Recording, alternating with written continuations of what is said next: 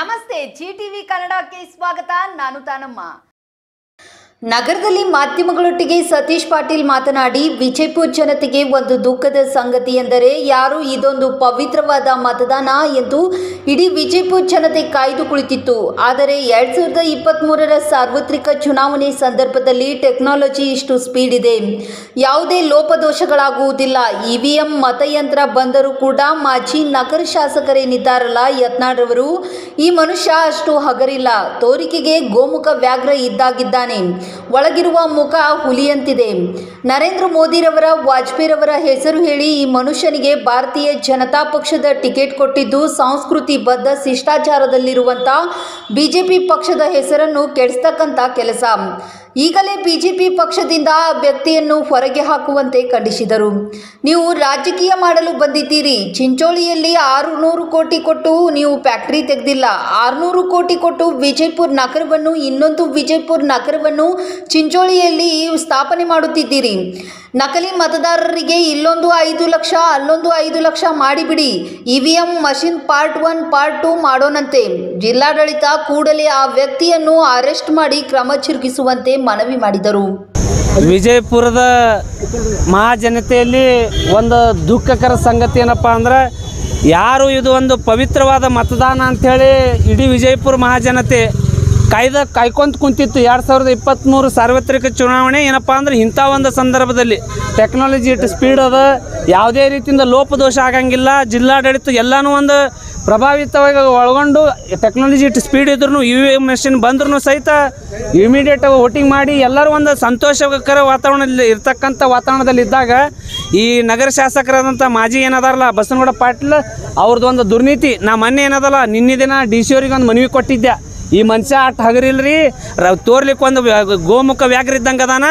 ಈ ಮನುಷ್ಯನ ಗುಣ ಏನದಪ್ಪ ಅಂದ್ರೆ ತೋರಿಸ್ಲಿಕ್ಕೆ ಒಂದು ಏನಂತಾರೆ ಗೋವಿನ ಮುಖ ಅದ, ಒಳಗಿರ್ತಕ್ಕಂಥ ಇದನ್ನ ಹುಲಿ ಮುಖ ಅದಲ್ಲ.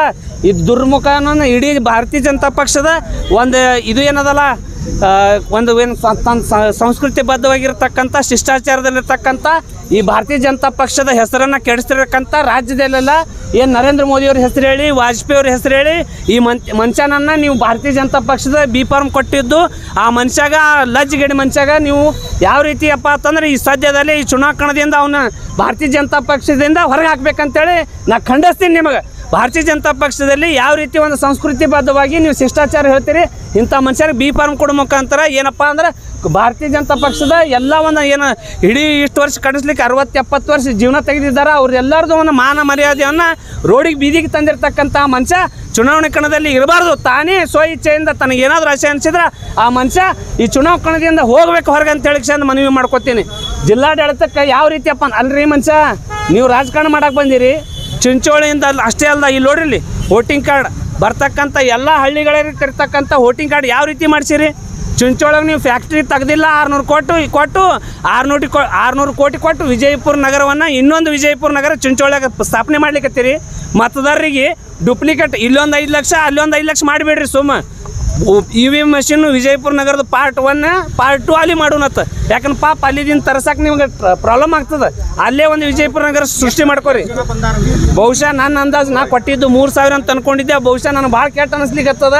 ಮತದಾರ ವಿಜಯಪುರ ನಗರದ ಮತದಾರರು ಏನು ಅನ್ಕೊಂಡಿದ್ರು ಅಲ್ಲ, ಹೌದು ನಾ ಅನ್ಕೊಂಡಿದ್ದು 3,000. ಮಾಧ್ಯಮದವರು ಅವ್ರಿಗೆ ಮಾಹಿತಿ ಸಿಕ್ಕಿದ ಪ್ರಕಾರ 6,000. ಇದು ಏನಾದರೂ ಇದ್ರಪ್ಪ ಅಂದ್ರೆ ಜಿಲ್ಲಾಡಳಿತ ಆ ಮನುಷ್ಯಾಗ ಇಮಿಡಿಯೇಟ್ ಅರೆಸ್ಟ್ ಮಾಡಿ ಆ ಮನುಷ್ಯಾಗೇನು ಇವತ್ತು ಚುನಾವಣೆ ಕಣದಲ್ಲಿ ಇದ್ರೂ ಸಹಿತ ಈ ಕಾನೂನನ್ನು ತನ್ನ ಕೈಗೆ ತೆಗೆದುಕೊಂಡು ಗೋಳಗುಂಡ ಪೊಲೀಸ್ ಸ್ಟೇಷನ್ ಬಹುಶಃ ನಾನು ಈಗ ಜನ ಬಂದಿನಿ, 10-15 ಜನ ಅದ ಅಂತ ಹೇಳ್ತಿದ್ದಾರೆ. ಅದನ್ನು ನಾನು ಕ್ರಾಸ್ ಚೆಕ್ ಮಾಡ್ಕೊಂಡು PS ಅವ್ರಿಗೆ ಭೇಟಿ ಆಗ್ತೀನಿ. ಜಿಲ್ಲಾಧಿಕಾರಿಗಳನ್ನು ವೈಯಕ್ತಿಕವಾಗಿ ನಾನು ಹೋಗಿ ಸದ್ಯ ಅವ್ರಿಗೆ ಭೇಟಿಯಾಗಿ ಬಂದಿದ್ದೀನಿ. RO ಸಾಹೇಬ್ರಿಗೂ ಇನ್ಫಾರ್ಮೇಷನ್ ಮಾಡಿದ್ದೀನಿ. ಇವ್ರ ಬಗ್ಗೆ ಮಾಹಿತಿ ಅದ. ಬಹುಶಃ ಇದೇನಾದರೂ ಚುನಾವಣೆ ನಮಗೆ ಅಹಿತಕರ ಅನ್ನಿಸ್ತಪ್ಪ ಅಂದ್ರೆ ನೀವು ಏನತ್ತ ಜನತಾ ಕೋರ್ಟಿಗೆ ಹೋಗಿ ಜನತಾ ನ್ಯಾಯಾಲಯ ತೊಗೊಂಡು ಮತ್ತೊಮ್ಮೆ ಚುನಾವಣೆ ಮಾಡಬೇಕು ಈ ಒಂದು ವಿಜಯಪುರ ನಗರವನ್ನು ಅಂತೀನಿ.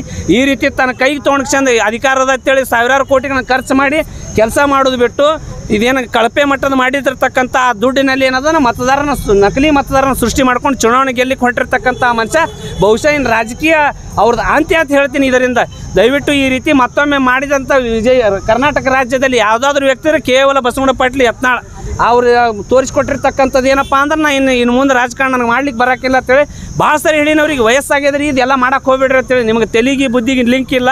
ಅದಕ್ಕೆ ಇನ್ನೊಂದು ಏನು ಹೇಳ್ತೀನಪ್ಪ ಅಂದ್ರೆ ಕೇವಲ ಇದು ಒಂದೇ ಅನ್ಲಾರ್ದೇನೆ ಬಹುಶಃ ವಿಜಯಪುರ ಮಹಾನ್ ಜನತೆ ಮತ್ತೊಮ್ಮೆ ರಿಕ್ವೆಸ್ಟ್ ಮಾಡ್ಕೊತೀನಿ, ಕೆಲವು ಜನರು ಮಾತಾಡ್ಲಿಕ್ಕತ್ತಿದ್ರು ಏನಪ್ಪ ಅಂದ್ರೆ ಒಂದು ಕಡೆ ಓಟ್ ಹಾಕೋರು ಹೊಡ್ಸ್ಕೋಬೇಕು, ಒಂದು ಕಡೆ ಬೈಸ್ಕೋಬೇಕಂತೇಳಿ. ಅವೆರಡನ್ನೂ ಹೊರತುಪಡಿಸಿ ಸತೀಶ್ ಪಾಟೀಲನ್ನು ಮಾಡಿದ್ರಪ್ಪ ಪ್ರಾಮಾಣಿಕ ಪ್ರಯತ್ನ ಮಾಡಿ ತಮಗೆ ನ್ಯಾಯ ಕೊಡ್ತೀನಿ. ಸತೀಶ್ ಪಾಟೀಲ್ಗೆ ಹೆಚ್ಚಿನ ಮತದಾನ ಮಾಡುವ ಮುಖಾಂತರ ಕ್ರಮ ಸಂಖ್ಯೆ ನಂಬರ್ 8 ಶಿವಸೇನಾ ಪಕ್ಷದ ಅಭ್ಯರ್ಥಿಗೆ ಮತದಾನ ಮಾಡ್ರಿ ಅಂತ ರಿಕ್ವೆಸ್ಟ್ ಮಾಡ್ಕೊತೀನಿ. ಬಹುಶಃ ನೋಡ್ರಿ ಹೈಯೆಸ್ಟ್ ಬಂದಿರತಕ್ಕಂಥದ್ದು ಚಿಂಚೋಳಿಯಿಂದ, ಆದರೆ ಬಿಟ್ಟರೆ ಇಲ್ಲೇ ಹಿಟ್ನಳ್ಳಿ, ಶಿವಣಗಿ, ಇಲ್ಲಿ ಅಕ್ಕಪಕ್ಕದ ಏನು ಕತಿಜಾಪುರ ಅಂತವಲ್ಲ ಹಳ್ಳಿಗಳಿಂದ, ಮತ್ತು ಮೇಜರ್ ಇವ್ರು ತಲೆ ಏನು ಓಡಿಸ್ಯಾರಪ್ಪ ಅಂತಂದ್ರೆ ಬಾರ್ಡ್ರಕ್ಕೆ ಏನು ಬರ್ತಾವಲ್ಲ ಅವೆಲ್ಲ ಬೂತ್ಗಳನ್ನು ಅವ್ರು ಕವರ್ ಮಾಡ್ತಾ ಇದ್ದಾರೆ.